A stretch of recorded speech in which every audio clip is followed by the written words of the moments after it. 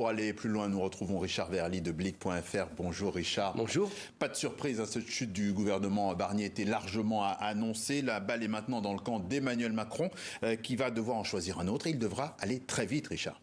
En tout cas, on a l'impression qu'il veut aller très vite. Alors, il a quand même la possibilité de laisser Michel Barnier en gestion des affaires courantes. Vous vous souvenez qu'il l'avait fait avec Gabriel Attal pour les Jeux Olympiques. Ça peut durer. Michel Barnier ne pourra rien faire. La procédure budgétaire, pour l'instant, est stoppée. Elle est suspendue, mais ça peut durer quelques jours. Ce qu'on comprend, c'est qu'Emmanuel Macron ne veut pas ça. Pourquoi ? Parce que plus on avance dans le vide, avec un gouvernement en affaires courantes, plus il est fragilisé. Et alors, en allant plus loin, qui pour succéder à Michel Barnier, quel profil ?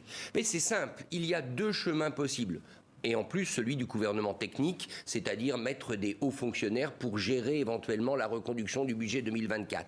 Mais si on évite cette piste technique, sur le plan politique, il y a deux options. Soit un gouvernement de droite assez similaire à celui de Michel Barnier, mais qui s'ouvrirait au Rassemblement national de manière beaucoup plus claire, soit en faisant des concessions sur le budget, soit peut-être en accueillant des ministres du Rassemblement national. Première hypothèse, et ça semble totalement exclu, évidemment. Deuxième hypothèse, c'est faire une offre aux socialistes, c'est-à-dire à une partie du nouveau Front populaire, pour les décrocher de cette alliance de gauche et pour enfin réaliser un gouvernement d'union nationale alliant de la droite traditionnelle aux socialistes. Pour l'instant, franchement, c'est très peu probable. Et puis la dernière piste, c'est celle que réclame la gauche. Ce serait celle d'un gouvernement du nouveau Front populaire. Mais dans ce cas, on reviendrait à l'équation d'un gouvernement minoritaire, puisque le nouveau Front populaire, c'est 193 députés. Ils ont tous voté la motion de censure. On est très loin des 288, 289 nécessaires pour la majorité absolue. Donc une situation assez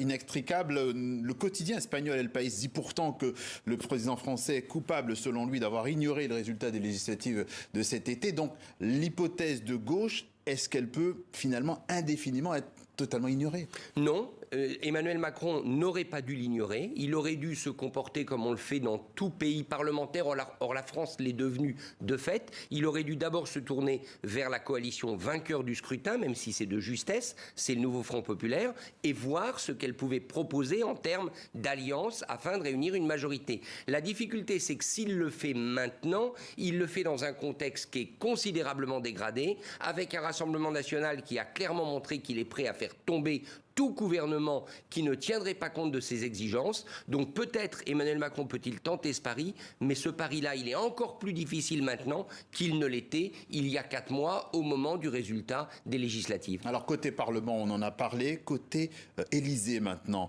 Il va s'exprimer ce soir, Emmanuel Macron, à la télévision. Il entame la dernière partie de son mandat. Il est de plus en plus démonétisé puisqu'il ne peut plus se représenter. Qu'est-ce qu'il peut encore activer de son côté ? Écoutez, d'abord, il faut savoir s'il va rester. La question se pose, elle est posée de manière très exigeante, très, je dirais, difficile, dure par Mathilde Panot de la France Insoumise, mais Marine Le Pen pense la même chose, Jean-Luc Mélenchon pense la même chose. Il reste 2 ans et demi. Voilà, beaucoup de députés pensent qu'aujourd'hui, c'est Emmanuel Macron qui a perdu la confiance du Parlement. Ce n'est pas Michel Barnier, derrière lui, c'était Emmanuel Macron. Donc, première question, va-t-il répéter comme il l'a fait jusqu'à maintenant ? Je resterai jusqu'à la fin de mon mandat.